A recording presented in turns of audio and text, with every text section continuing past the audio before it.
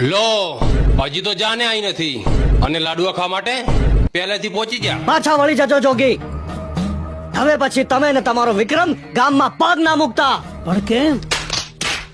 તમે ને તમારો છોકરો ગામમાં ગમે તે જાન આવે ત્યાં જમવા માટે પહોંચી દો છો અને ચોટલો કરવાની બાધા લીધી છે કે શું? આ કંકોત્રી આવી છે એટલે જાવું તો પડશે ને. હા આવી છે એટલે જાશું. 51 નો ચાંદલો આપશું ને 200 રૂપિયાનો ખાશું.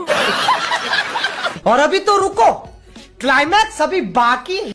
एक बात को बेटा, काम तरफ जतो हो तो न जतो.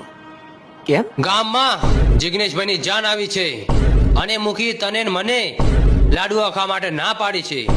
અને મુખી એમ પણ કહેતો હતો કે 50 રૂપિયાનો ચોટલો કરીને 200 રૂપિયાનું ખાઈને જતા રહો છો તમે. બાપુ આ રીતે આપણે ગામમાં જવાનું બંધ કરી દઈશું તો આપણા ભાગના લાડુઆ રાકેશ ખાઈ જશે. शाबाश. તમે ચિંતા ના કરો બાપુ, હું 3-4 લાડુઆ ખાઈને પાછો આવું જ છું. ઉભો રે દીકરા, મારા માટે પણ 2-3 લાડુઆ લેતા આવજે ને.